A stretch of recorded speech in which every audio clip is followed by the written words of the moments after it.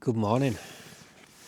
Well, I fell asleep last night trying to update my Garmin, and it's only just started. So I had to download the software and things. So as you can see, it's doing an update. I haven't even looked outside yet. It's 7 o'clock.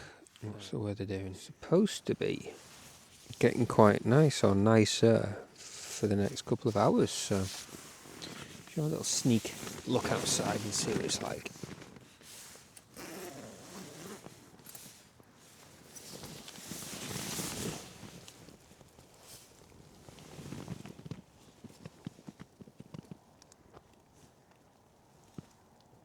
Well, better than it has been.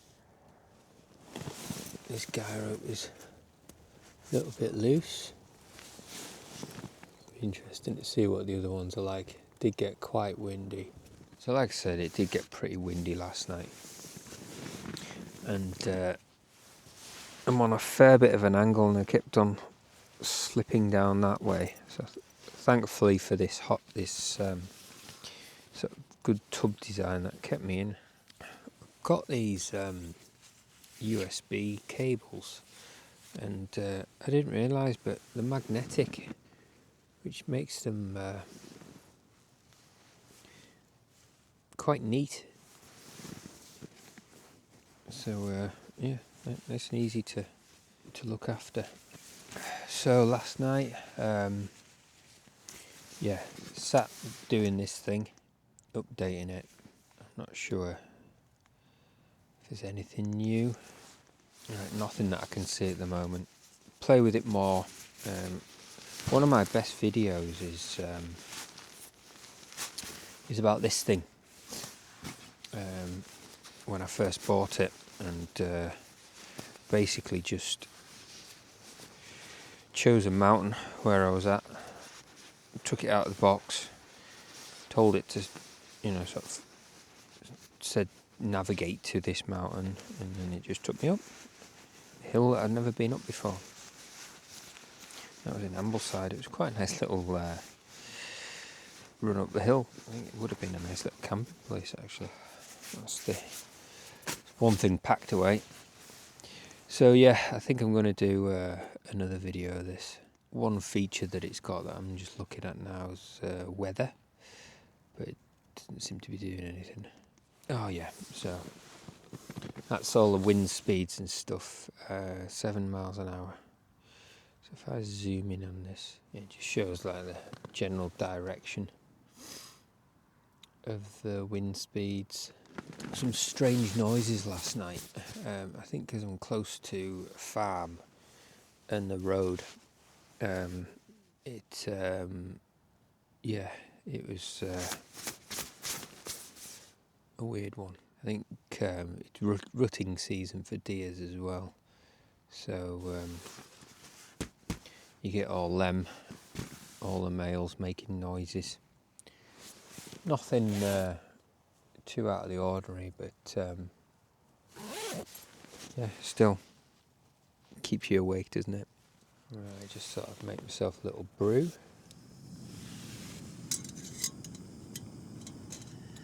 The odd conversations I have living in Keswick and always talking about the outdoors is to have a footprint and not. And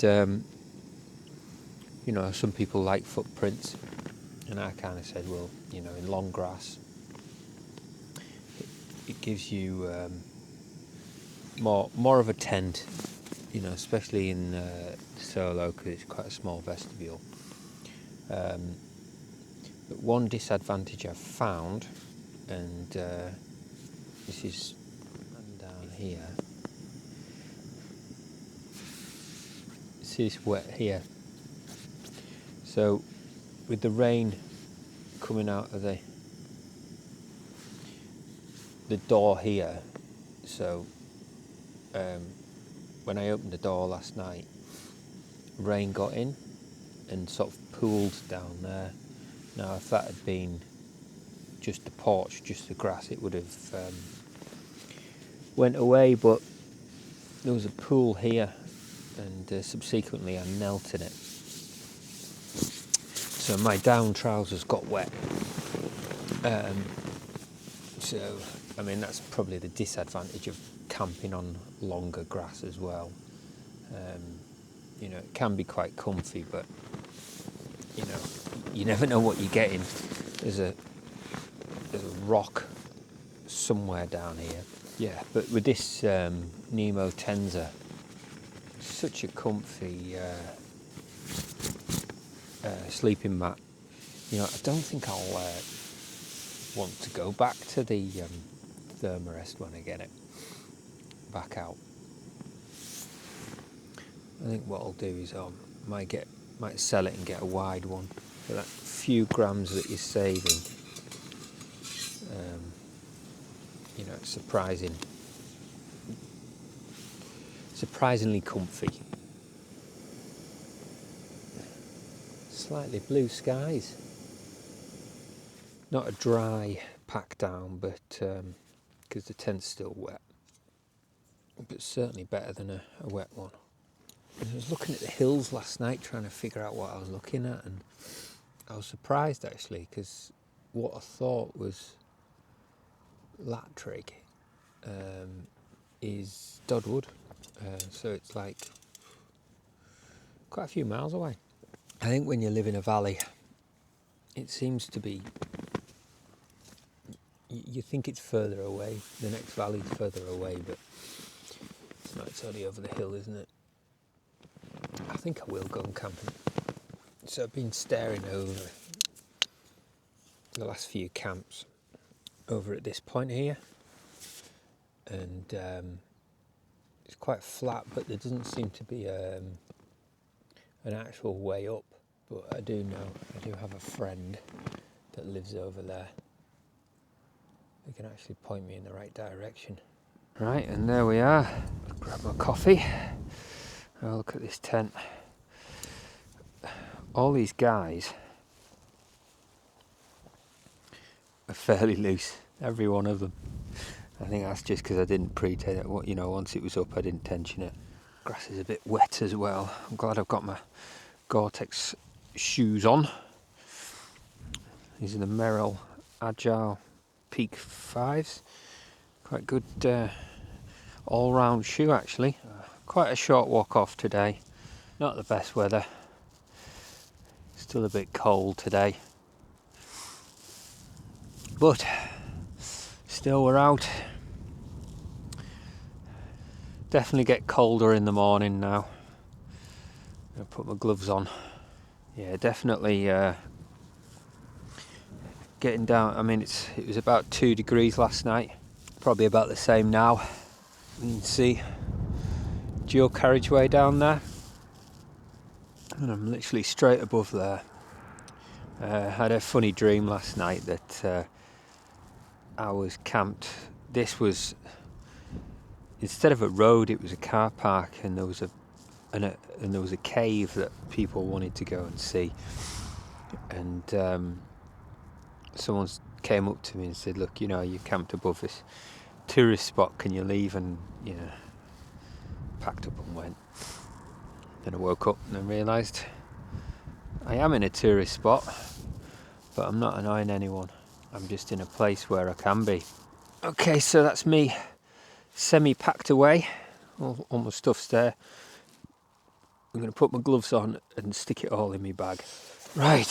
Ooh, hands are freezing. Right, I'm going to put them on when I put the tent up and put everything in here. So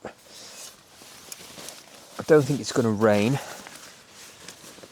so I'm going to stick that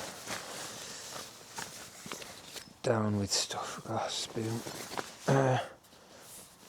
Right, where's my... That down the bottom. I tend to put all my sleeping stuff down the bottom. Just that's the last thing I take out really.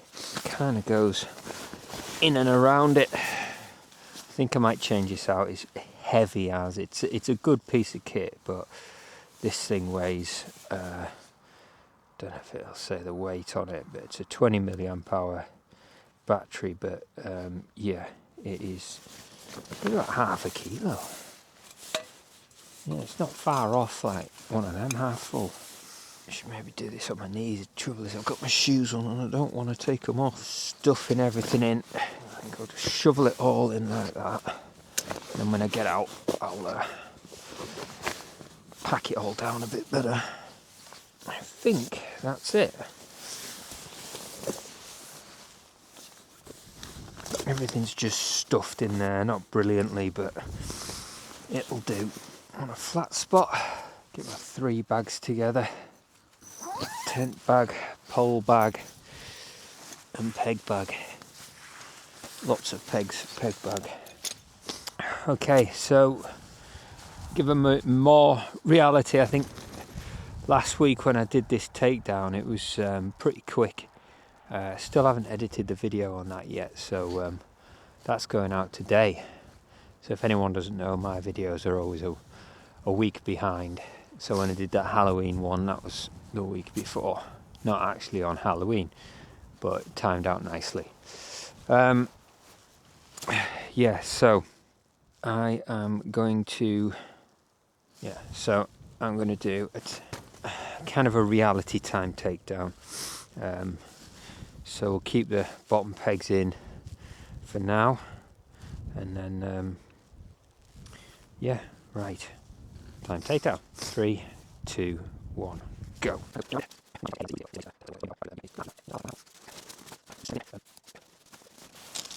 Right, that'll be interesting actually, because albeit I didn't rush it, I was a bit more organised with it, so it didn't feel like it was too long. But obviously no wind about, so it was quite easy as far as taking tent to come down. Right, I'm going to get this all in my bag and my bag on my back.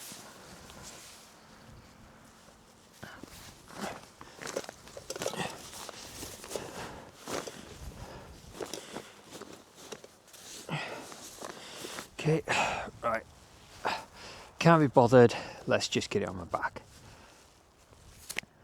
Hey, well, that's everything in, even changed my jacket. Right, 8 o'clock, let's start getting down. Right, this is where I was. I think this was this lumpy whatever's underneath there. I just missed a big rock here as well. And yeah, so albeit lumpy and off camber, that sleeping mat saved me. I think here would have been better actually. So going across and looking out there. But anyway, sun's starting to come out a bit. You can just see it. And yeah, I am definitely going to want to camp up there. Albeit close to the path. I haven't heard anyone yet coming up. I know groups of people anyway. We only last night we only seen them sort of 6 altogether. But it was only 4, half 4, something like that. I think I'm just going to go straight up and we'll have a nice view of Blencathra. Just coming up to the col. And that's Blencathra in cloud. This is the main footpath here. There we go. Right, we're not going to go that way, purely because there's no footpath off until you get right over onto St John's, and then we've got a long walk back, and again same that side. So yeah, here would have been a sort of bit of a respite, I think. I'm glad I camped where I did. Quite a nice little place. Like I say, off the beaten track as well. Let's have a look and see what we would have seen from the actual main path. Right, we're going to head down this path, down that little scramble there, back up again and then drop down. I'm half tempted to sort of go off here and follow this wall down, because there is a footpath, but we're with it being wet and everything, I'm not going to be too adventurous today. So we're just going to follow the main footpath down. Look at that view of Blencathra there in the sun. This is some of the disadvantages of camping a bit lower down, and in winter as well. You know, the sun's up, but it's not here yet, and it probably won't be for another hour or so. We're only 1,000 feet, and we're surrounded by fells that are 2,500 over that way. So we need another 1,000 foot at least of elevation before we can get the sun. I think even when it does, it's still going to be fairly cold. I've taken my gloves off, but it's still, my hands are still fairly cold, but I know that I'm going to drop down fairly soon, and we're out of the wind. Doing a bit of exercise first thing in the morning is supposedly good for you, but I get quite tired quite quickly, or out of breath anyway. Oh.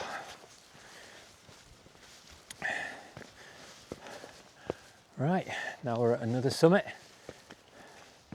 Still Wren Crag. I think that is the summit over there. I think this is a little bit lower. It's kind of hard to tell. Oh, so similar. Yeah, I think that one's a little bit higher over there. But yeah, this would be a nice little summit. You can see all these little paths going off just to these little viewpoints. But yeah, that wouldn't have been a bad pitch over here. So I mean, even from here you can't really see where I would have been. Sort of down in that little divot. See what's over this side here. I think this camp here would be quite a good winter one. You know, sort of deepest, darkest winters, keeping low. But yeah, nice little spot here. Get a few tents on here as well. But again, this is the one where that fire was. So I just didn't want to really encroach. But yeah, look at that. Not controlled whatsoever. And in summertime when it's dry, I mean, it's all right this time of year, but that mark's going to be there for a long time, and it's quite fresh. This is why the national park has a sort of strict no wildfires policy. Wren Crag there a few years ago. Put the picture up. Yeah, went up in flames. The whole side of it was on fire, and yeah, not a best place to try and get a fire engine up there. I mean, there are some roads up the back there, so luckily, yeah. But if this spot went up, there's just no access to it. You know, you'd be carrying buckets of water, or at least getting a helicopter at great cost as well. So yeah, beauty spot, Instagram beauty spot, my beauty spot. It's quite a precarious little path this in the wet compared to in the dry. It's one of these, it just makes a massive difference. There's a couple of rocky slabs. You just got to watch out. Like I say, in the dry this would be just an easy step, but you know, you've got to be careful in the wet. Still biting me chilly. I was thinking my hands would probably warm up because I'm starting to go down, but yeah, it's just cold in general. If there was more wind, it'd be pretty cold. Last night was, you know, outside of the tent when the wind was blowing, it was it was freezing. It looks like this tree's still growing that's across the path. And look how green the leaves are on it. And a little step through here as well. That was quite a nice little camp. One I've wanted to do for a while as well. Eyed it up and never really had a chance to get down here. Always sort of, I mean, there's so many places to go. Just looking at all these little viewpoints here and there. Got a nice little view. I think this one here is called Castle Crag, not the famous Castle Crag, the Wainwright. It's another crag and it's very castle-y. So, but look up, I can hear that waterfall from here and we're about a mile away. And we've got this waterfall, which is obviously, I think it's Fisher's Gill, the one that's over that way. Again, the Instagram famous gill. Now I say that because you know, things can get overrun with Instagram and everyone sort of wants to go to that particular place. And what I'm trying to sort of push on my channel is there's a lot more than just that. You know, I would say every waterfall will have a pool, and there's thousands of them in the Lake District. You don't all have to sort of crowd around the same area. Point being, where I've just been, you know, hardly anyone up there. But you're still getting these nice views of the lake and everything. I mean, you're not getting that exact same picture, but you're getting your own picture. And I think that's the kind of thing I want to sort of push, you know. People say the lakes are overcrowded. They're overcrowded because everyone goes to the same place. Plenty of places, plenty of other places where people are not. Like I say, I always say, you know, just over in the next valley, which is quite true. You know, you've got a common one, Borrowdale Valley, really busy. Over the other side, you've got Newlands Valley, and it's so empty out there. Compared to it, we're not desolateless, but yeah, it's such a quiet valley. Like I say, you're not getting that picture, that Instagram picture that person took, but you're getting your own. So yeah, there are more than just that Instagram places. You know, you all just don't have to go to the same place. I mean, look at this. We'll do the Instagram walk. Do it myself on Instagram, but look. Is that not just as good, eh? And guess what? There is no one here.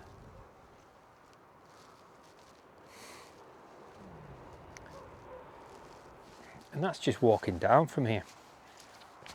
Loads of places in the lakes, loads. You know, most of my wild camps I don't really see many people when I'm camping, unless I'm doing one that particular, like Blencathra there, to catch the inversion. The idea of that camp was actually not to camp where I did, but with that inversion I couldn't miss it. Quite nice to enjoy it with other people as well, you know, all like-minded, all come up to enjoy the mountains. Right, we're getting closer now. You can hear the cars a bit more. The road's starting to get a little bit more busy now as well. It's time are we on? 8:30. So we just need to go down here. We can even get a view on that little section there. Just talking to a guy there who he's done all the Wainwrights and now he's doing all the Burkitts. But if anyone doesn't know, the Burkitts are like 500 mountains, the Wainwrights are 214. Now he's doing the Burkitt, but he's also including the Wainwrights that he's done on the Burkitt list.